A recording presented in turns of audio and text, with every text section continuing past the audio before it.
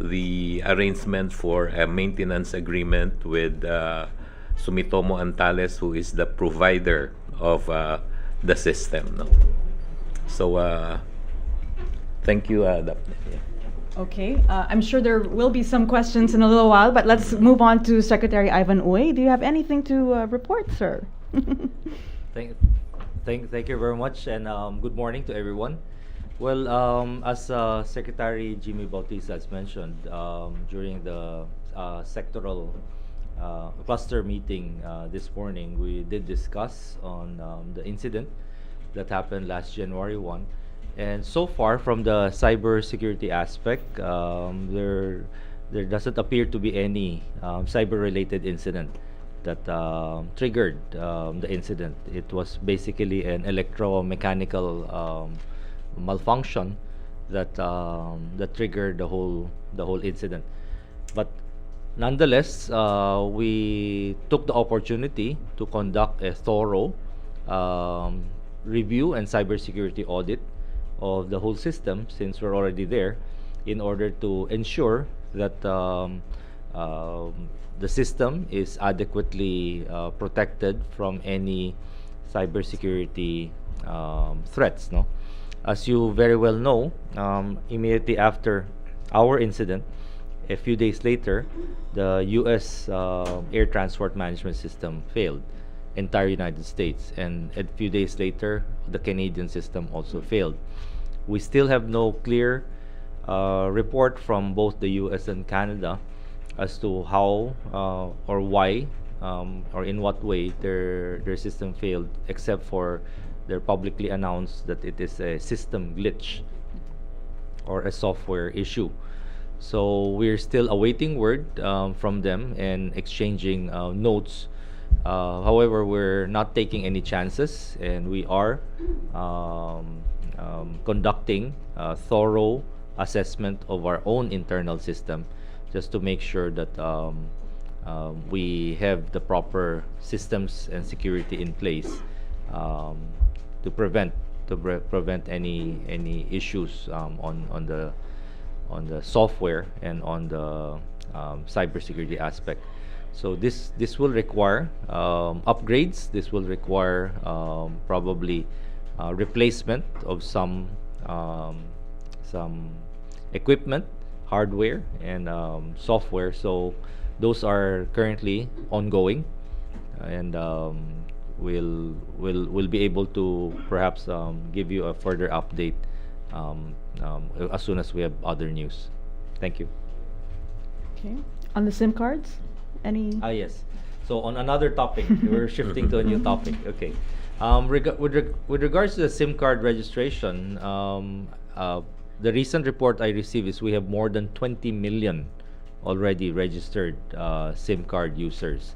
So we are roughly 1 month from the implementation, from the release of the implementing rules and regulations, and we've already achieved more than 20 million registrations. So we are progressing very, very fast, and I'd like to thank the public, the general public, for being very responsive to our appeal to register as soon as possible.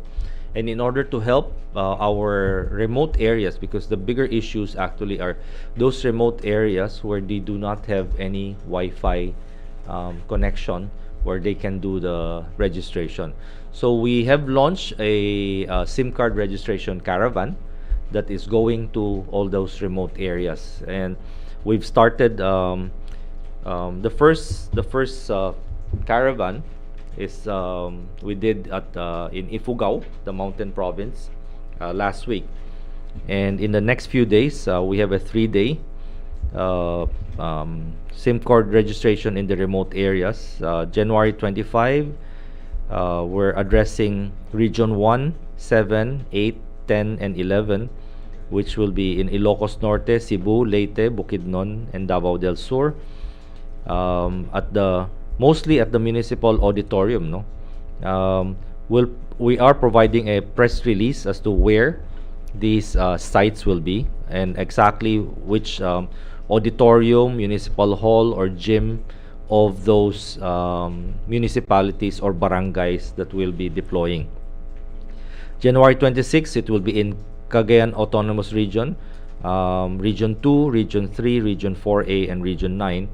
And on day 3, January 27, it will be 4B, Region 5, Region 6, Region 7, and Region 13.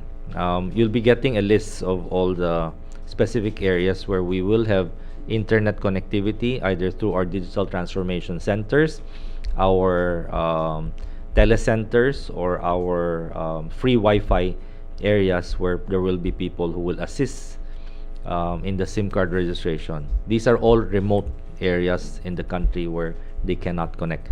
So so far, that's all on the SIM card registration. There have been some issues that has cropped up, and we're currently also addressing some of those issues that were not anticipated before. Like there are SIM card wholesalers that have bought thousands of SIM cards, and now they're not able to sell it, and it's going to expire, because if they are not able to sell it, and it doesn't belong to any person yet, baka maputol dahil hindi na-rehistro yung mga SIM cards. So anyway, we're working with the telcos on how we are going to address some of those issues. That's just an example of one of them.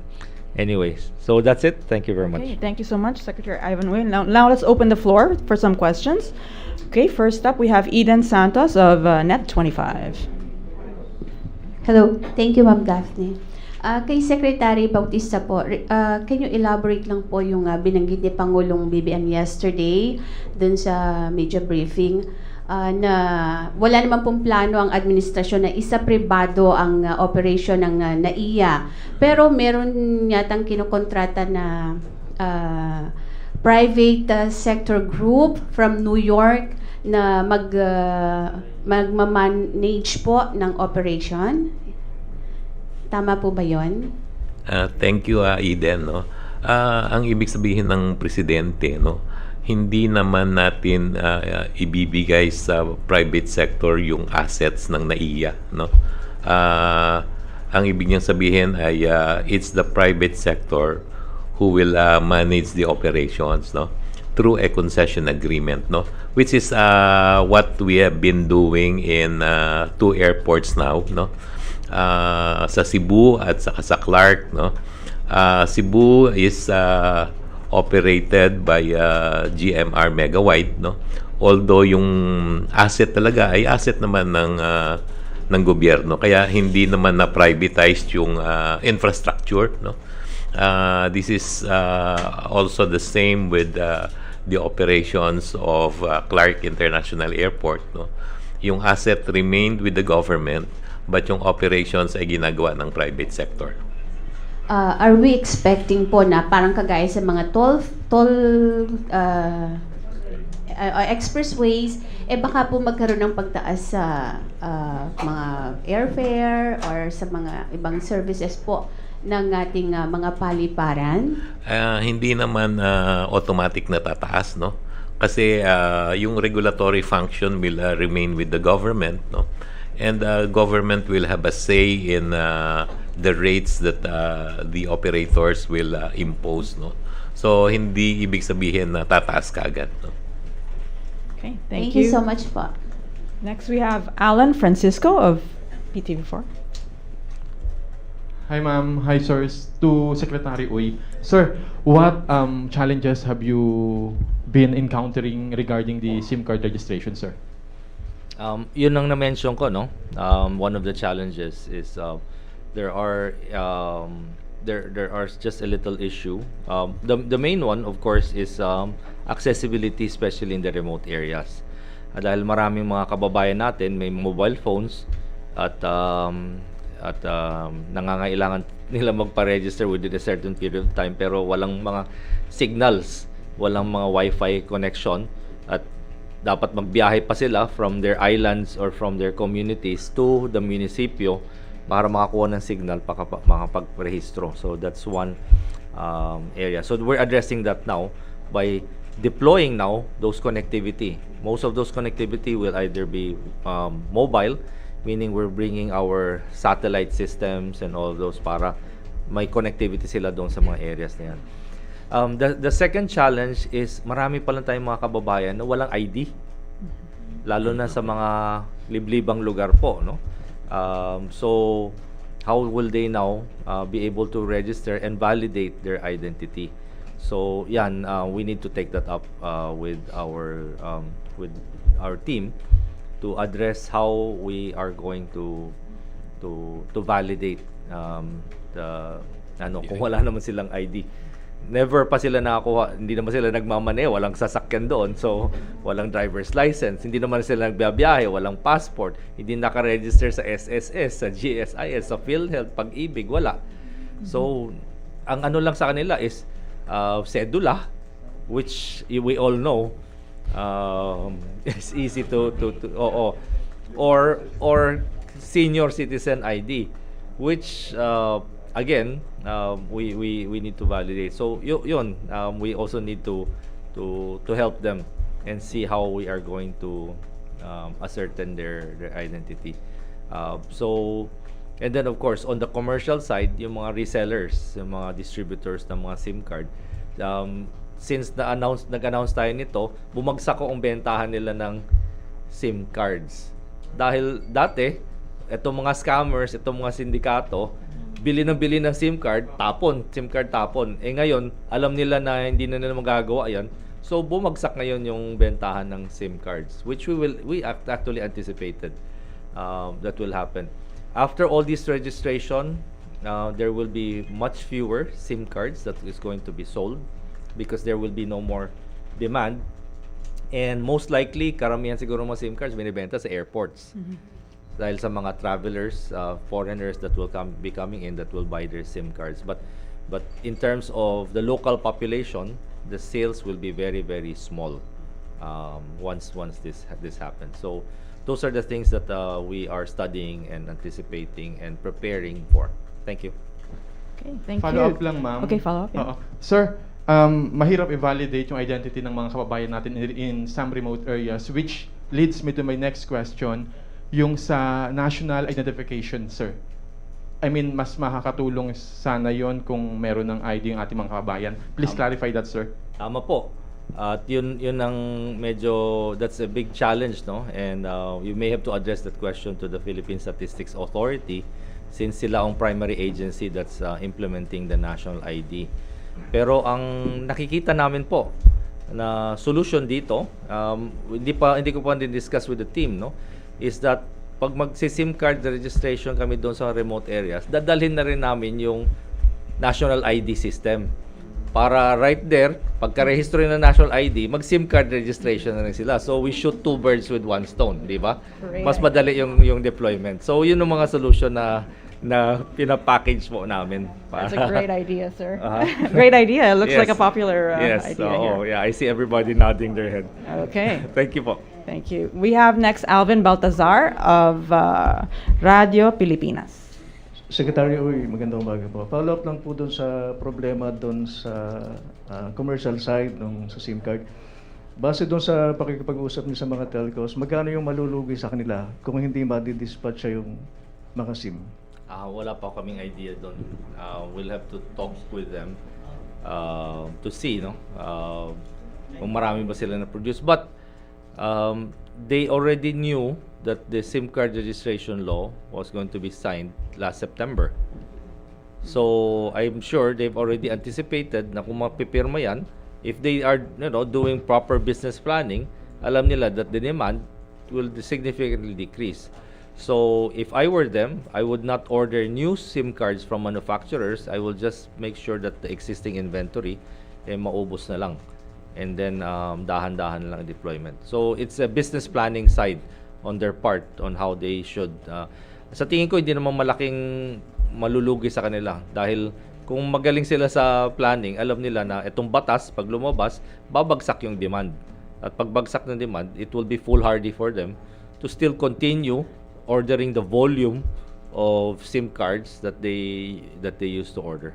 Secretary, nabanggit nyo kanina, mukhang bumaba nga yung benta kasi yung mga scammers Masasabi ba natin nagkaroon ng chill effect doon sa mga scammers itong SIM card registration? Well, gusto ko lang matanong ho sa inyo, dati before this law was signed, ilang text messages na tatanggap nyo sa isang araw at ngayon, ilan po?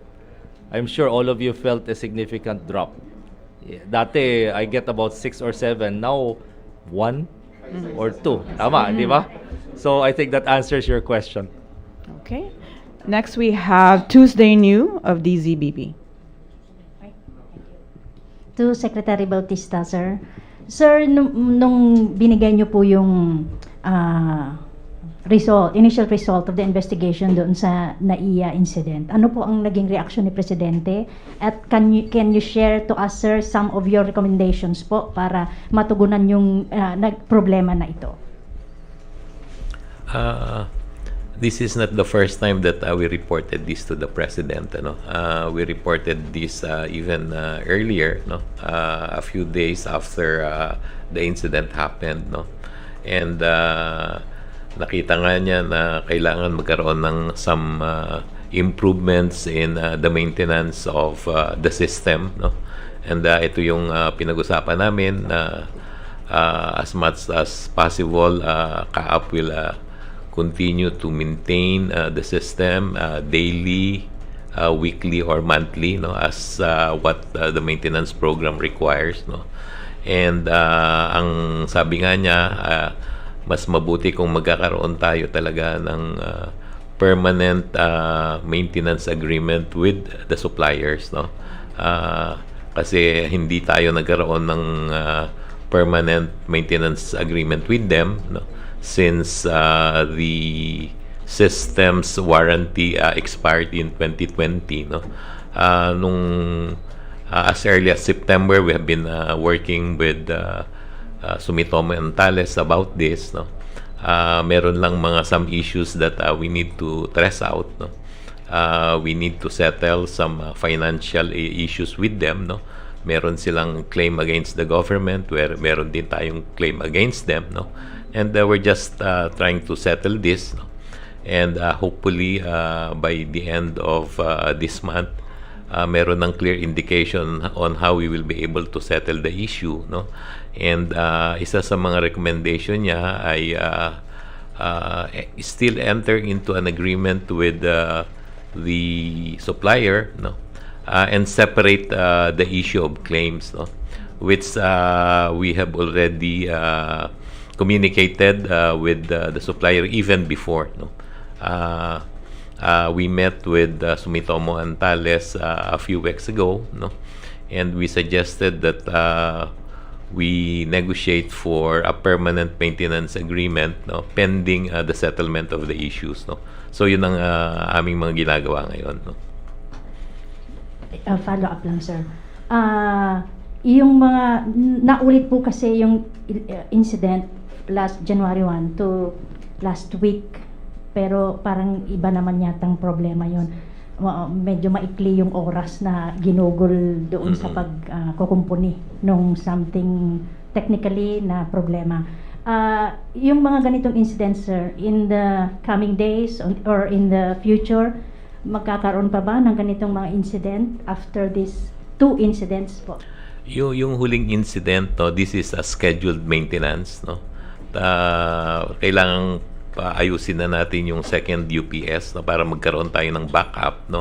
Kaya we made arrangement with the supplier, for them to be able to fix the second UPS.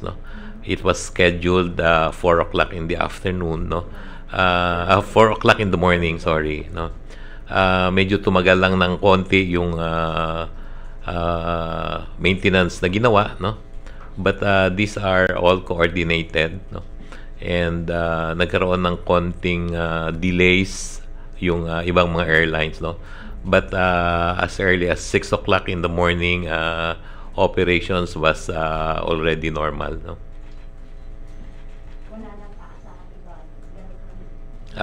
With all the initiatives of CAAP, its engineers, proper coordination with the supplier, we're not expecting this to happen again. Thank you, Tuesday. We have Ivan Mayrina of GMA7. Secretary Bautista, sir. After the January 1 incident, you said that a big amount of funds is needed to implement the necessary upgrades at the CNS ATM. How much money are we talking about, and saan po natin ito isosource? Unang-una, we need to upgrade the software, no? According to the supplier, they do up 2 upgrades a year, no? And since 2020, we have not had any of the upgrades, no? Wala pa silang binibigay na presyo as of now, because this will be part of the negotiation that we will do, no?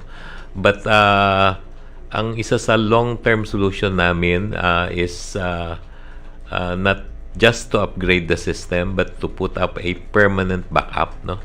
Importante na merong permanent backup system which can be located in another site, no? Which can operate simultaneously with the existing system, no? Which will be back up to each other. Normally, ganyan naman yung system natin, no? A system operating, let's say, in Cebu, together with the system operating in Manila, which will be the backup for each other, no? So, iyon ang tinitingnan namin. We will need to prepare a feasibility study to do this, no? And for us to be able to determine the cost, which we will present to NEDA for approval, and for funding, no? Either from ODA or from GAA, no? Salamat po. Thank you. Any other questions? Okay, Julie Baiza of 1PH. To Secretary Bautista. Sir, yung sinasabi po ng Pangulo kahapon na magkakaroon ng management contract with the US firm, a group that runs several big airports abroad daw po. Gumugulong na po ba yun, sir? Nakausap na po ba? Or do we have a name nung specific company? Actually, what will happen, ano, is that we are preparing the terms of reference, no? And this will be subject to bidding by proponents, no? So, ito ang hinihintay namin, no? Kasi dalawa ang posibleng mangyari, no? One is for us to receive what you call an unsolicited proposal, no? Na pwedeng kasama yung kausap namin sa New York, no? Or we will invite them to submit a proposal based on the approved terms of reference, no, that we are now preparing, no? So yun ang possibility on the NAIA operations, no? We have again from Tuesday New, DZBB. To Secretary Ivan, sir. Sir, sabi nyo kanina, more than 20 million na po ang SIM cards na nairehistro. Ilan po bang milyon ang inaasahan nating dapat na mairehistro hanggang sa April, at kakayanin po ba yung mairehistro lahat considering itong sinasabi nyong mga challenges po? Based on the numbers na ibinigay sa amin ng mga telcos, we have about 140 to 150 million SIM cards. Ngunit hindi naman siguro lahat yon active. At kung maaring marami doon, ginagamit kasi ng mga telemarketers, ng mga scammers. So, we are still figuring out kung ilang numbers doon ang non-legitimate owners, no, of those SIM cards. So, but with the population of 110 million, I think if we're able to register like 20 million per month, so we have a period of 3 more months, no? 3 or 4 more months. February, March, April, 3 more months. So that's 60, about 80 million. I think ano naman, we are on track so far. And we'll play it by ear and see how fast we are able to deploy that. The law provides certain adjustments, no, that the ICT can make in case there are any gaps or challenges in the implementation of the registration. So we have those tools and the law provides us with that discretion if medyo kapusin tayo. Okay, thank you very much. I think this wraps up our press conference today. And thank you so much to Secretary Jimmy Bautista of DOTr and Secretary Ivan Uy of DICT. Thank you so much, Malacanang Press Corps. Thank you. Magandang hapon. Good afternoon. Uy, umaga pa pala. Morning pa.